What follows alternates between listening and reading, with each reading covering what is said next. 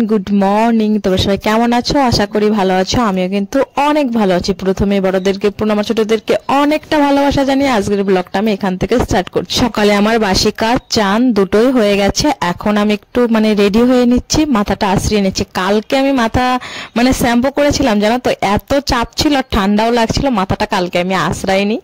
আজকে আমি সকালে আশ্রাচ্ছি। আর অ্যাকচুয়ালি আশ্রাতে ইচ্ছা করে না কেন বলো তো, আশ্রালেই না গাদা গাদা চুল ওঠে। এই সমস্যার জন্য আমার একদম মাথা আশ্রাতে মন চায় না। তো আজকে আশ্রালাম। প্রথমবার যখন আশ্রিয়েছি তখন দেখি কি অল্প কটা চুল উঠেছে। তারপর যখন স্মুথ ভাবে আশ্রালাম তখন দেখি অনেকগুলো চুল। যাই হোক, পুরো ভিডিওটা দেখতে থাকো, আশা করি তোমাদের অনেক ভালো লাগবে। আমিও ঘরে এসে পড়েছি, তোমাদের দাদা ভাইও কিন্তু এসে পড়েছে। এই টাইমে আমাদের আয়না নিয়ে দুজনেরই আর কি মারামারি বেঁধে যায়, এরকম আর কি ব্যাপার। কারণ ওর তো অনেকটা টাইম লাগে, আমার সেরকম টাইম লাগে না, কারণ মাথাটা কালকে আশ্রাইনি বলে আজকে একটু টাইম লাগছে। তাছাড়া আমার চুলে কিন্তু জট লাগে না, যতগুলো আর কি একটু জট লাগে তার ওই চুলটা একদম মাথা থেকে উঠে আসে, এরকম ব্যাপার করছে। কারণ ও বেরিয়ে যাবে, ও দোকান চলে যাবে, আর আমি বাড়িতে কাজ করব। মা পুজো দিচ্ছে, আমি আরো যা যা কাজ আছে সেগুলোকে করতে হবে। ভাবলাম চলো একটু বরের সঙ্গে মজা করা যাক, বরের সাথে মজা করতে তো খুবই ভালো লাগে। তাই বললাম, বর আসো তুমি আর আমি একটু ডান্স করি। আমার রেডি হওয়া হয়ে গেছে, এখন আমি বরের সঙ্গে একটু ডান্স করবো। আমি যদি ডান্স করি এই দিকে কিন্তু তোমাদের দাদা ভাই ভালো আছে, আমার সঙ্গে সঙ্গে ডান্স করা খুব ভালো লাগে। এই দেখো দুজনে মিলে কত সুন্দর সুন্দর আর কি ডান্স করছি। বাবা দেখো কত সুন্দর সুন্দর মাছ এনেছে, অনেকগুলো মাছ এনেছে। এই মাছগুলো এখন কাটবো। জানো তো, আমি না মাছ কাটতে কখনোই ভালোবাসতাম না, মেয়েবেলা তো একদম না। আমাকে মা যদি বলতো ঠিক আছে মাছগুলো কাট, আমি তো একদম কান্না করে দিতাম। আমার ভালো লাগে না মাছ কাটতে, আমি জানি না কেন। কিন্তু এখন তো কান্না করলে চলবে না, এখন তো করতেই হবে। এমন না যে আমি মাছ কাটতে পারি না, আমি মাছ কাটতে পারি, কিন্তু আমার মাছ কাটা না ভালো লাগে না, তার জন্য আমি মাছটা আর কি কাটি না। আর আমার না সবার মাছ কাটা আমার পছন্দ হয় না, সত্যি। মাছ কাটবো, মাছ কাটার মতো দেখতে হবে, সুন্দর একদম, জানি কোনো আর কি মাছের পাকনা পুকনো না থাকে। পাকনা থাকলে আমার না খেতে জানি কি রকমটা লাগে। আমি তো অনেক মানুষের দেখেছি যে পাকনা থাকে, দেন মাছের আঁশগুলো না ঠিকঠাক ভাবে ছাড়ায় না। ওই মাছগুলো খেতে আমার একদম ভালো লাগে না। এই জিনিসটা দেখতে সুন্দর, খেতেও কিন্তু আর কি তৃপ্তি হয়। দেখে যদি আমার চোখে শান্তি না লাগে তাহলে আমি খাবো কি করে? আমি না ছোট হোক বড় হোক সব মাছ কাটলেই আমি সব সময় ওই মাছের ওই যে কান্তাগুলো থাকে না সেগুলোকে ফেলে দেয়। কাজ আর কি যেটুকুন করব পরিষ্কার পরিচ্ছন্ন করব। আমার না যেমন সেমন কাজ সত্যি পছন্দ না। এগুলো সব মায়ের কাছ থেকে শেখা। আমার মা আগে বলতো, এই মাছ কাটবি না, মাছ তো খেতে ভালোবাসিস, মাছ কাটবি না, তাহলে তোকে আর মাছ দিব না। তবু কি, মেয়ে থাকলে তো এগুলো জিদ করলে চলে। এখন আমি দাটাকে ঘষে দিচ্ছি।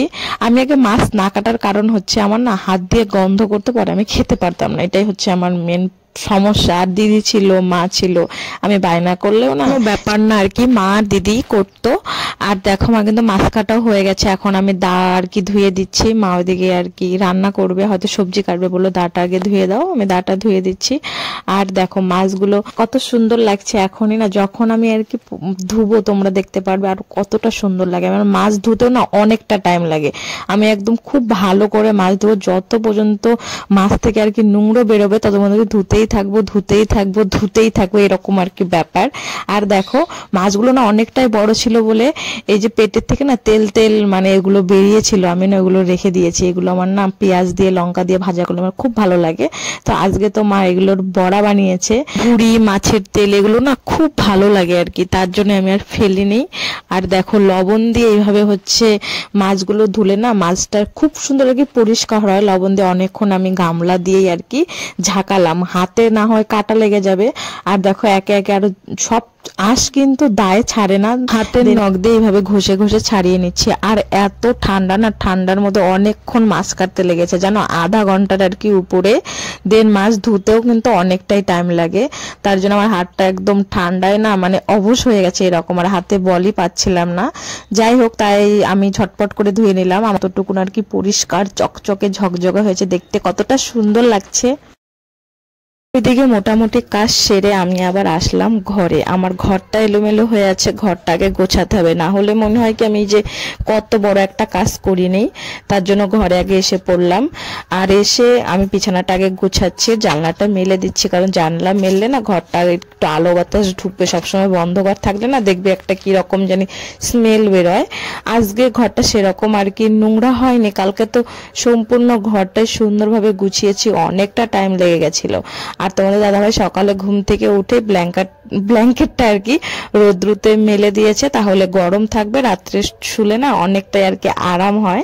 তোমরা তো সবাই জানো। আমার র্যাকের সাইডটা আমি সুন্দর করে গুছিয়ে নিলাম, কারণ সেরকম আজকে জামাও ছিল না, কালকে আমি সব সুন্দর করে গুছিয়েছি। আর আমার এই ড্রেসিং টেবিলটা একদম ফাঁকা ফাঁকা লাগছে, তাই না? কারণ কালকে মানে স্ট্যান্ডটা বের করেছি যে ধুয়ে দেবো, কিন্তু তোমার দাদা ভাই বললো না আমি কালকে ধুয়ে দেবো, তোমার ধুয়ে দিতে হবে না। ভাবলাম ঠিক আছে, এখন বাজে কয়টা, প্রায় 11টার মতো আর কি বাজে। ভাবলাম ঠিক আছে এখনই ধুয়ে দিতে হবে, না হলে শুকাবে না। তোমার দাদা ভাই আজকে একটু ঘুম থেকে দেরি করে উঠেছে, তার জন্য তাড়াহুড়ো করে চলে গেছে, না হয় ওর মনে থাকলে আবার ধুয়ে দিয়েই যেত। আমি ভাবলাম ঠিক আছে ওর করতে হবে না, আমি করব। তো ঝটপট করে আমি সারা ঘরটায় আর কি গুছিয়ে নিলাম। দেন আমি ডাইরেক্ট চলে আসলাম হচ্ছে কলের পাড়ে আমার এই খরগোশটা নিয়ে। খরগোশটা ধুয়েছিলাম আমার বিয়ের সময়, তো 1 বছর কিন্তু হয়ে গেল, 1 বছরের মধ্যে আর ধোয়া হয়নি। ভাবলাম যে এখন ধুয়ে দিই, খরগোশটা ধুলে না খুব মানে খুব পরিষ্কার। এই আমার সুন্দর খরগোশটা আমাকে দিয়েছিল আমার লিপি দিদি, ও আর আমি গিয়েছিলাম মাথাভাঙা আর কি মেলাতে, মনিও গিয়েছিল আমাদের সঙ্গে আর কি। তো সবাই সবাইকে গিফট করে। বৌদি ভাই আমাকে দিয়েছিল হচ্ছে একটা চাবির রিং, আমার তো গাড়ি ছিল, গাড়ির চাবির রিং দিয়েছে, লিপি দিদিকে দিয়েছে। আমি সবাইকে একদম টাকা রাখার জন্য পার্স দিয়েছিলাম। তো লিপি দিদি বলছিল তুই কি নিবি কি নিবি। আমার তো সবসময় পুতুলের দিকে না নজরটা বেশি, আমার এগুলো খুব ভালো লাগে, আমি জানি না কেন আমাকে এগুলো সে আকর্ষণ করে, বুঝতে পারি না। তারপরে লিপি দিদি দিয়েছিল কিছু টাকা, আমি কিছু টাকা দিয়ে, কারণ আমি যে ওদেরকে গিফট করেছি এতগুলো টাকা ছিল না, তবু যখন দেখে যে আমার মনটা ছোট, বলে কি ঠিক আছে তুই কি নিবি তাহলে তুই এটাই নে। পরে আমি কিছু টাকা দিয়েছিলাম, দুজনে টাকা দিয়ে পরে হচ্ছে খরগোশটা নিয়েছি। আজকে লিপি দিদি দিয়েছিল বলে খরগোশটা আমি কিন্তু তোমাদেরকে আর কি বলতে পারছি, না হলে কিন্তু বলতে পারতাম না। ওই দেখো দাদার ছেলেটা কিন্তু এসে পড়েছে, ও না যদি আমার ক্যামেরা ওপেন দেখে তাহলে বলে এই যে শুটিং চলছে, শুটিংয়ে সবসময় এইভাবেই আর কি ক্যামেরা ওপেন করলে আমাকে ডিস্টার্ব করতে থাকে। আর আমি ফুল গাছগুলোও দেখো ধুয়ে দিয়েছি, এগুলো যেহেতু আর্টিফিশিয়ালি আমাকে বলেছিল দোকানদার যে তোমার যখন নোংরা হবে তুমি এগুলোকে ধুয়ে দাও। আমার ওখানে কিন্তু ধুয়ে দেওয়া হয়ে গেছে, আমি রোদ্রেও দিয়ে এসেছি। দেন আমি চলে এলাম, এই হচ্ছে বাসনগুলো মাজতে হবে, কিছু বাসন আর কি আছে। আজকে জলের কাজ করতে করতে আমার না হাতটা কিরকম যেন একদম ঠান্ডা বরফের মতো হয়ে গেছে আর অবশ হয়ে গেছে, আমি সেরকম বল পাচ্ছিলাম না। তো ভাবলাম ঠিক আছে ঝটপট করে কাজগুলো করে নে, তাহলে আমারই আর কি সুবিধা হবে, পরে ভিডিও এডিটটা করতে পারবো। কারণ আজকে সকাল থেকে ক্যামেরাটা ওপেন আছে, অনেক লং কিন্তু ভিডিও হয়ে গেছে, প্রায় 100 মিনিটের মতো। 100 মিনিট ভিডিও কেটে কেটে দেন তোমাদের জন্য সুন্দরভাবে আর কি ভিডিওটা প্রেজেন্ট করার চেষ্টা করি। জানি না তোমাদের কতটা ভালো লাগে কি ভালো লাগে না, কিন্তু এই ভিডিওর পিছনে কিন্তু অনেকটাই আর কি পরিশ্রম থাকে। দেখো এত তাড়াতাড়ি কি আর এই বাসনগুলো মাজা হয়, কত অল্প টাইমের মধ্যে তোমাদেরকে দেখিয়ে দিলাম, অনেকটাই কিন্তু টাইম লাগে। আমার না আগে বাসন মাজতে ভালো লাগতো না, আমার যে কত আর কি প্রবলেম তোমাদের যে কি বলবো। ছোটবেলায় গাছের থেকে পড়ে আমার 2 হাতে আর কি ভেঙে যায়, দেন আমার ডান হাতে না আমি অনেকটাই চোট পাই, তখন থেকে না আমি প্রেশার দিয়ে আর কি কাজটা করলে আমার হাতে আর কি লাগে। তার জন্য মা আমাকে কখনোই আর কি সে ভারী মানে যেগুলো আর কি বেশি কালি হয়েছে, বেশি আর কি পুড়ে গেছে সেগুলো জিনিস আমাকে কখনোই দিত না, আর আমিও মাজতাম না, ঘর লেপতাম না এই কারণেই। দেন এখানে দেখি মা অর্ধেক সবজি কেটে রেখে দিয়েছে, সেগুলোকে কাটলাম। কাটার পরে ঘরটা এখন পরিষ্কার করতে হবে, কাটা হয়ে গেছে। গ্যাসটা দেন হচ্ছে মেঝেটা একদম সুন্দর করে মুছে নেব। সবজি কাটার পরে না কিরকম সবজি থেকে মাটি মাটি বের হয়, পরে ঘরটাও না মাটি মাটি হয়ে যায়। তো ঝটপট করে এগুলো সব ক্লিন করে নিচ্ছি, তাহলে আর কি আমারই ভালো হবে, আমারই তো করতে হবে। দেন আমি যে কলের পাড়ের মধ্যে আর কি ফুলগুলো ধুয়েছিলাম, তারপর দেখি কলের পাড়টাও না একদম জল জল হয়ে আছে। তো ভাবলাম এটাকেও মুছে দেই, না মুছলে বলো তো কি হবে, সহজেও শুকাবে না, কারণ বাড়িতে 1 ফোঁটাও রৌদ্র আসে না, কারণ আমাদের উপরে টিন দেওয়া, আর রৌদ্রের জন্য আর কি এক্সট্রা যে জলগুলো আছে সেই জলগুলো আমি মুছে দিচ্ছি, তাহলে আর কি সহজেই শুকিয়ে যাবে। আর কত সময় না এই ঘর থেকে ও ঘর না খালি পায়ে চলে এসেছি, তাহলে ঠান্ডাও আর কি লাগবে না। আর দেখো আমরা কিন্তু রৌদ্র দিয়েও দিয়েছি, সম্পূর্ণ কিন্তু তোমাদেরকে ধোয়া আমি ডিটেলসে দেখাইনি, কারণ ওই দাদার ছেলে প্রচুর আর কি ডিস্টার্ব করছিল আমাকে। দেখো অনেকটাই প্রায় শুকিয়ে গেছে, আমি না গন্ধ গন্ধ শুকছিলাম, দেখি এটার মধ্যে কোনো সেন্ট আছে নাকি। পরে দেখি কি মানে সার্ফের আর কি গন্ধ করছিল। আর দেখো খরগোশটা একদম সাদা ধবধবে হয়েছে। এগুলো তো আর কি অরিজিনাল তুলনা এভাবে ঝাঁকালেই না অনেক জল আর কি পড়ে যায়, একদম সব জিনিসই না মানে চকচকে হয়েছিল। আমার খুব ভালো মানে খিদেও পেয়ে গেছে। এখন অনেক বাজে, প্রায় 12টার মতো, 12টাই বাজে। আর আমরা সকাল টাইম একটু বেশি খিদে লাগে, রাত্রে খাই 12টার দিকে, আর খেতে খেতে সকাল 12টা হয়ে যায় না। আমার সকালে একদম প্রচুর খিদে লাগে। সকালে যদি আমি একবার খাই তাহলে আমার আর সেরকম না, কিন্তু সকালবেলা কাজ টাজ করার পর আমার প্রচন্ড মানে প্রচন্ডই খিদে পেয়ে যায়। তোমাদের দাদা ভাইয়ের জন্য ভাত দিয়ে বাবাও খেয়ে গেল আজকে সকালে, কারণ মাছ রান্না করা হয়েছিল, মাছ ভাজা দিয়ে মাছের তেল দিয়ে খেয়ে গেল। তো আমার খাওয়া কমপ্লিট, সবাই বাড়ি থেকে এখন চলে গেছে। ভাবলাম ঠিক আছে এখন রোদ্রুতে এসে একটু বসি, তাহলে আমার শরীরটা গরম হয়ে যাবে। আর এখানে অনেকটাই টাইম ছিলাম, প্রায় আধা ঘন্টা মতো ছিলাম, একটু ভিডিও বানালাম। তো ওই প্রকৃতিকে দেখতে আর কি ভালো লাগে, সবসময় ঘরের মধ্যে থাকতে কিন্তু একদমই ভালো লাগে না। ঠিক আবার যখন রোদ্রটা একটু কমে কমে গেছে, স্ট্যান্ডটার ওদিকে না ছায়া পড়ে গেছিল, ভাবলাম রোদ্রে এনে দিই তাহলে শুকিয়ে যাবে। সব কিন্তু শুকিয়ে গেছে, শুধু আমার খরগোশটা শুকায়নি। খরগোশটা কালকে রোদ্র দিলে শুকিয়ে যাবে, যেহেতু ওটাই আর কি ভারী, এগুলো যেহেতু প্লাস্টিক তার জন্য শুকিয়ে।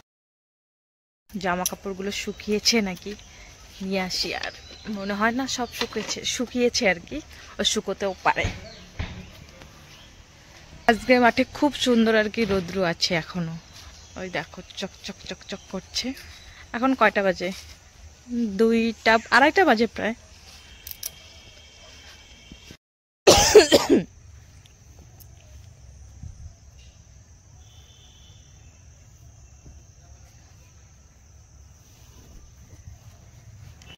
এখন বিকেল হচ্ছে, আর এখন থেকে আমার ঠান্ডা লাগা স্টার্ট হয়ে গেছে। ঠান্ডা লাগতেই থাকবে লাগতেই থাকবে লাগতেই থাকবে।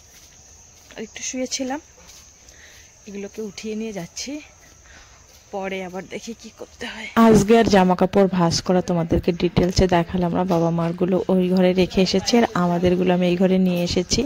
দেন আমার এগুলো কিন্তু শুকিয়ে গেছে, এগুলোকে আমি নিয়ে এলাম। আমার স্ট্যান্ড, আমার খরগোশ, কিন্তু খরগোশটা একটু শুকায়নি, খরগোশটা শুকিয়ে যাবে কালকে রৌদ্র দিলেই আর কি শুকিয়ে যাবে। আমার কিন্তু স্ট্যান্ডটা পুরোপুরি শুকিয়ে গেছে, এখন সুন্দর করে সাজিয়ে রেখে দেব।